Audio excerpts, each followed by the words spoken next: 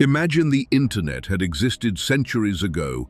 Imagine royal secrets, once locked away behind stone walls, exploding across the world in seconds.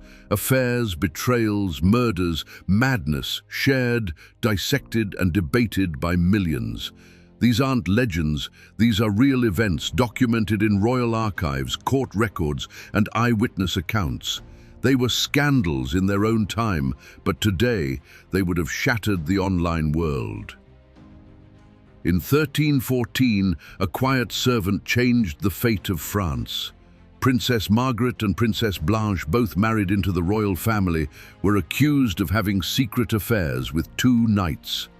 The affair took place inside the Tower of Nesle, hidden behind the thick stone walls of Paris. The knights wore gifts from the women, belts, rings, tiny tokens of love. When guards stormed the room, they found the couple's mid-embrace. The knights were tortured and executed. Their bodies were hung, mutilated, and left to rot.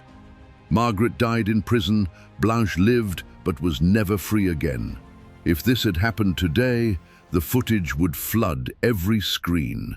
Hashtags like Royal Affair and Nesle Tower would dominate the internet. 2 centuries later, England faced a scandal that changed the country forever. King Henry VIII, desperate for a son, broke from the Catholic Church to marry Anne Boleyn. For a time, Anne was celebrated, charming, clever, bold, but after failing to give Henry a male heir, whispers turned into accusations. Adultery, incest, treason. Historians now agree the charges were likely false, part of a political plan to remove her. Anne was tried in secret and sentenced to death. On May 19, 1536, she walked to the scaffold at the Tower of London. A single sword stroke ended her life. Imagine the reaction today. A public execution of a queen based on fake charges, live-streamed to the world. Anne Boleyn innocent would light up every timeline. In Rome, around 40 AD, Emperor Caligula pushed the limits of power and sanity. He adored his horse Incitatus so much that he gave it a marble stable, golden feed buckets and a palace. He planned to make the horse a consul in the Roman Senate. Most scholars believe this was not madness but mockery. He wanted to humiliate the Senate, to show them that even a horse was more useful than they were. Within a year, Caligula was assassinated by his own guards. If it happened now, photos of the horse in fine robes would be everywhere. Memes, headlines, global laughter. Then shock as news broke of the emperor's violent end. In Spain, 1506, Joanna of Castile refused to bury her husband. Philip the Handsome had died suddenly, but Joanna believed he was still alive. She traveled across the country with his coffin, speaking to him, keeping his body near her every night. Some say this was pure grief. Others believed it was mental illness. She was eventually locked away by her own family. If this happened today, videos and analysis would flood the internet. Was it love? Was it madness? Was it political? #Queen Joanna would spark global debate. In 1886, King Ludwig II of Bavaria vanished into a dream and drowned in it.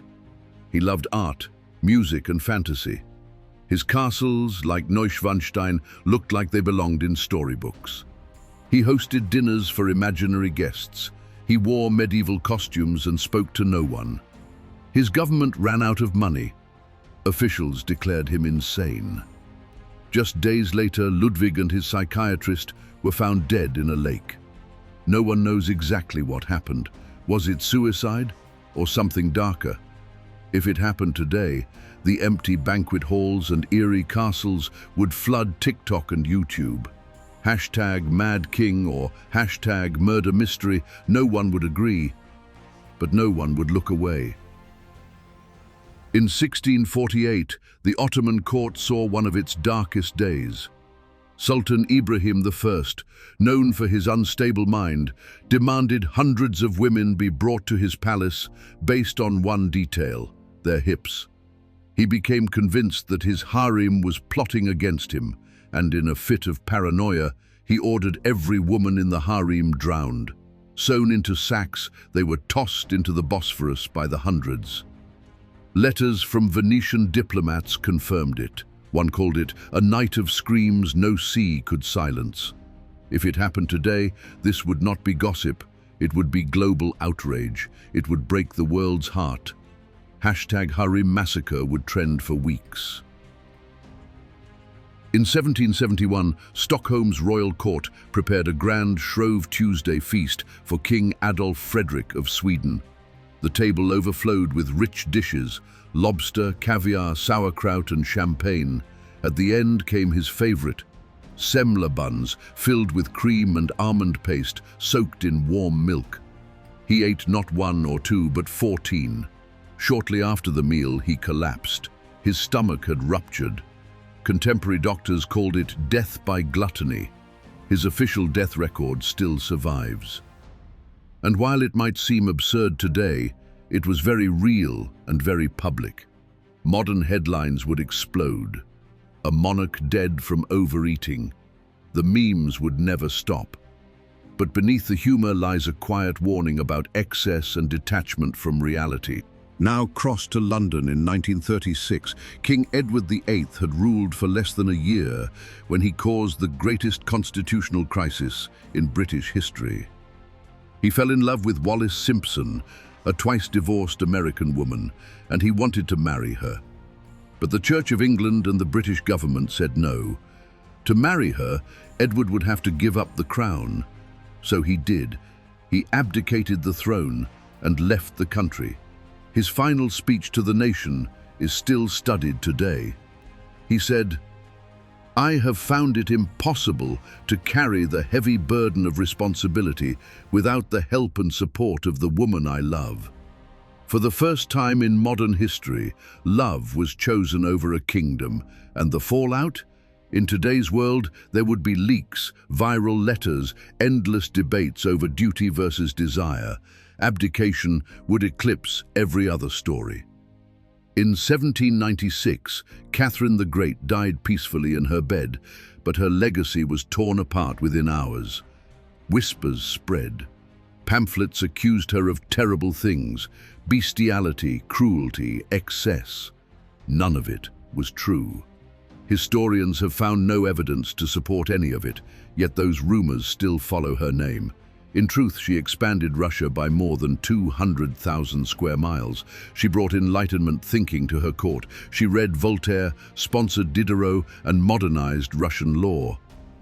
But the gossip stuck, because she was powerful, a woman and in charge. Today, the online world would tear her apart, not for what she did, but for what people wanted to believe. #Catherine Exposed would spread faster than fact ever could. And finally, Paris, 1785. Marie Antoinette, Queen of France, had already been accused of extravagance. But now came something worse. A diamond necklace worth millions appeared. A forged letter, pretending to be from the Queen, asked a cardinal to buy it for her. She never saw the necklace, she never wore it, but the damage was done. The people believed she had wasted their money. The trial was public, the scandal massive. Within 4 years, the monarchy was gone, and Marie Antoinette was dead.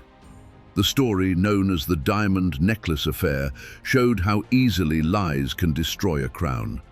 If this happened now, deep fakes and fake text messages would spread the same way. The court of public opinion would try her before any judge. #Necklacegate would trend until the kingdom burned. What do these scandals show us? That power does not protect the mind, it weakens it. Rulers surrounded by silence, flattery, and fear stop seeing the truth. The biology of stress, cortisol, dopamine imbalance, isolation slowly breaks down judgment. The prefrontal cortex, responsible for reason, is overwhelmed. Surrounded by yes-men, with no real challenge to their thoughts, they spiral deeper into paranoia, indulgence, or madness. Some try to escape through fantasy, some collapse under guilt. Some become tyrants to defend illusions. History reminds us, crowns are not armor, and the internet, had it existed, would not have saved them. It would have destroyed them faster.